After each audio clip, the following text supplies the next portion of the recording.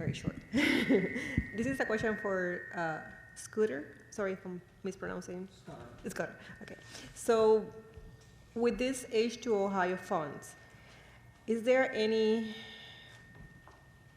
money also that it's going to be dedicated for monitoring?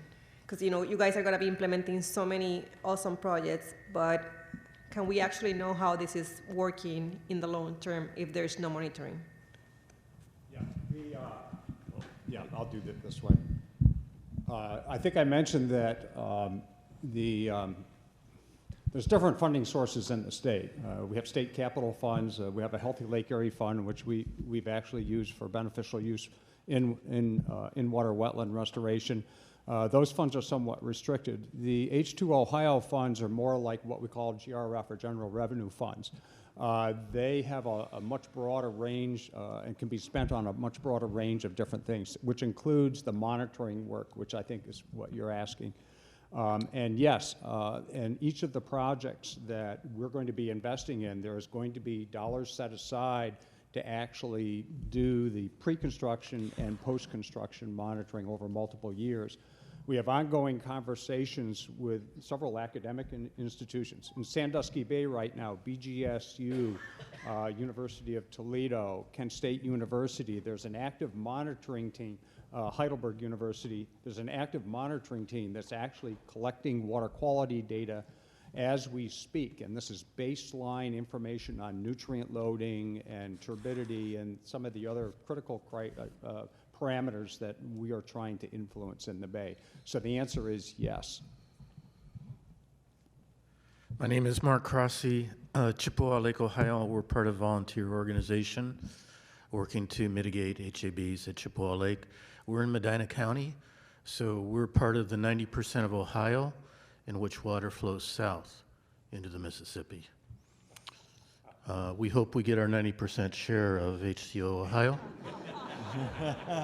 Okay. Sorry, Huron County. Yeah. Here's my question. Our watershed is also in the middle of a flood control project, which was designed in the late 1950s, now run by the Muskingum Watershed Conservancy District. Essentially what happened in that design were wetlands were destroyed in a process of channelization. So here's my question. Given what we know today in the 21st century, if a flood control were to be designed which incorporated channelization and destruction of wetlands, would that be engineering malpractice? And also, would that even be permitted by the EPA? Yeah.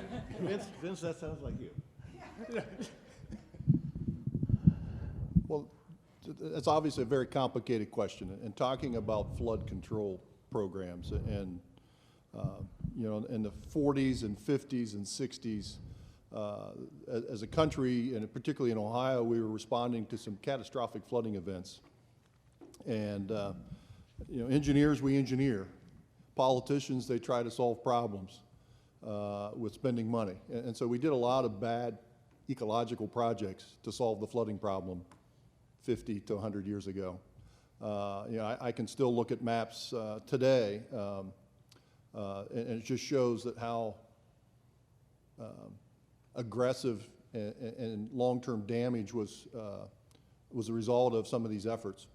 And so I think today, with what we have learned over time, one, the question would be with our environmental policy, a lot of those wetland impacts would not be authorized today. I worked on actually flood control projects in the 80s for NRCS. And I think back today, 35 years later, and I think, oh no, we would never have been able to do some of those things. Some of those were channelizing streams in agricultural areas. Some of them were constructing dams. And it still amazes me when I think back and reflect on those things. So one, your question is, would we be allowed to do those things today? Probably not. But I'd like to think that with what we learned, our approach would be totally different. And so what we've learned is that there are a lot of practices that can be implemented on farming and a landscape scale that can help offset flooding. That's by cover type. You know, in the last 25 to 35 years, a lot of conservation tillage has started to take place, and that helps.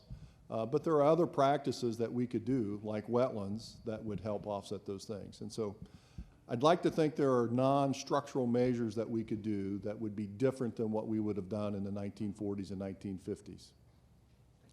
But it would take a lot more effort and a lot more cajoling of landowners. I just want to follow up and say, with respect to the H2 Ohio Fund, the initial investments now are more focused in Northwest Ohio because that's where the major issue is, but the long-term intent and the actual intent is that 50% of the funds are supposed to be, in the remaining funds, are going to be allocated to Northwest Ohio, 50% for the rest of the state of Ohio. And the department right now is actually doing a broader assessment statewide of wetland investments that can be made with H2 Ohio funds that are in the Ohio River watershed. Because obviously the Ohio River and many of our, the smaller lakes and tributaries have harmful algal bloom problems as well. So it's not just Northwest Ohio. Thank you, everyone. I'm Jay Madigan from Orlando, Florida, and I grew up in Cleveland, and so I'm thrilled to be here. Thank you for what everybody's saying. To keep it short, to what extent, as you're looking for your example, are you involving utilities in their obligation to protect raw water resources for just being smart and what they are chartered to do? And how do you see the Farm Bill, which has been approved and has monies for utilities to protect raw water resources, possibly helping bring this example together, this large scale up? And we're looking to do that in Florida as well. So I'm here to learn, and if you have any response to that, I'm all ears. Thank you. The short answer is yes, yes, and yes. Certainly the utilities play a role, and we have really great examples around the state of Ohio, including the city of Columbus and the investments that they're making through their watershed management program in the upstream agricultural areas. Certainly, there's been a lot of investments with utilities to upgrade their treatment technologies for the treatment of water that have toxins in them. And certainly the city of Toledo and especially the Lucas County Board of Commissioners have been actively engaged in trying to work through the issues upstream. And in fact, the Board of Commissioners put together a nutrient source inventory for several counties in Northwest Ohio. So there's lots of examples there. And certainly the Farm Bill has a huge role to play because of all the cost share programs, the biggest dollar funding amounts come from the Farm Bill. The Farm Bill also has something called the Regional Conservation Planning Partnership, the RCPP, and there is one for Northwest Ohio, and it's continuing to go forward as well. So again, short answer is yes, yes, and yes. Good morning.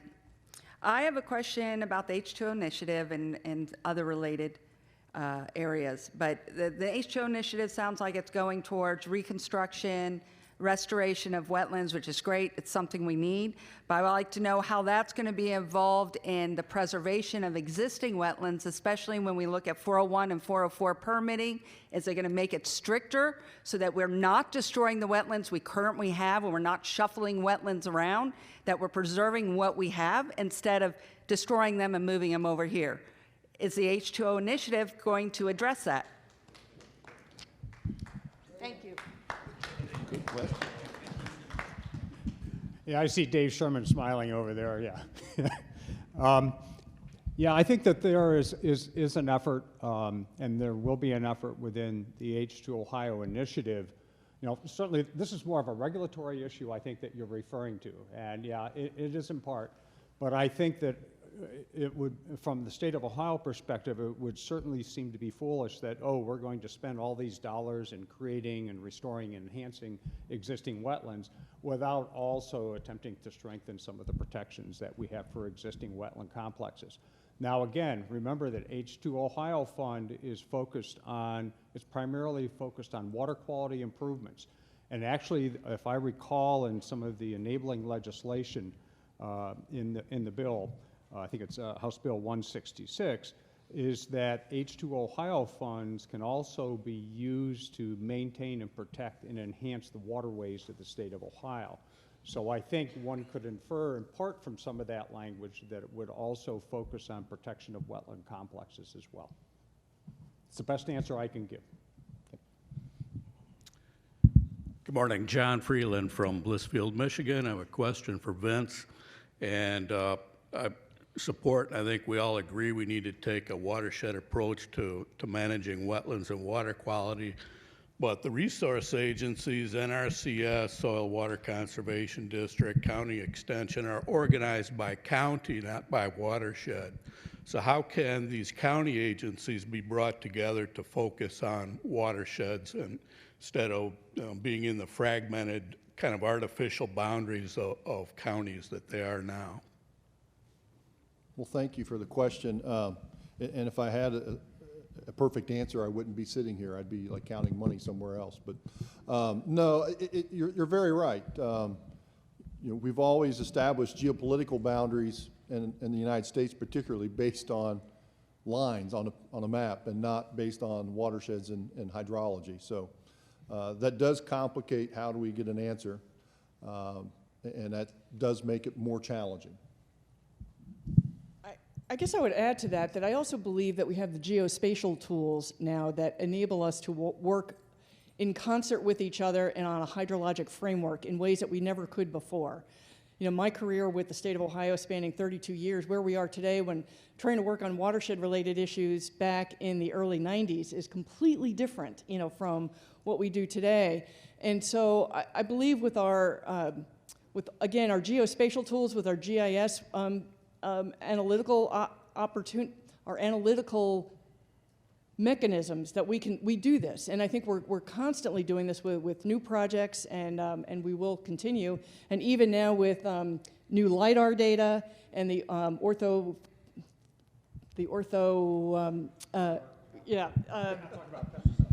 but looking at, you know, elevation differences, you know, of 5 feet, you know, and being able to design, it gives us the ability to design projects differently.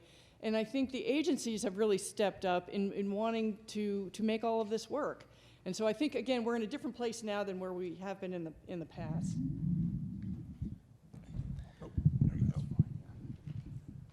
Yeah, the one thing I would just follow up on, as I mentioned, landscape conservation design principles.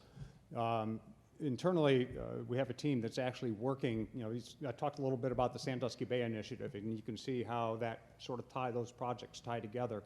We're looking at doing that in similar ways up in the watersheds, where we're trying to basically work around those political boundaries and really work with the watershed boundaries, the sub-watershed boundaries, Huck 12 or even a finer scale than that, because that's really where the rubber meets the road. And that's where, within those watersheds, you need to look at the right mix of projects. Some of it will be agricultural best management practices. Some of it may be a combination of wetlands or other types of projects. But when they add together within that limited geography, you know, they'll allow us to attain the goals for, you know, in terms of what we're trying to accomplish in terms of nutrient reductions or water quality improvements. And we're actually looking at a system which actually works across the entire watershed that allows us to actually sort of identify the projects and then link the projects together cumulatively so we get that cumulative benefit.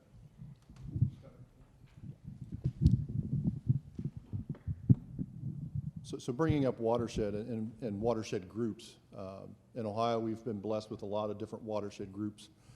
Gail, I don't know if you know off the top of your head how many different watershed action plans have been developed, but I'm going to say there's 30 or 40 or so in the state, but they don't cover the entire state. And so we have a lot of work ahead of us to develop these watershed action plans.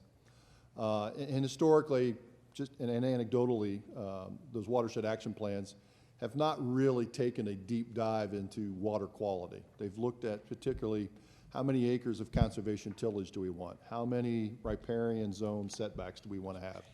And they have not looked holistically on those watershed scale what needs to be done in in-depth watershed planning.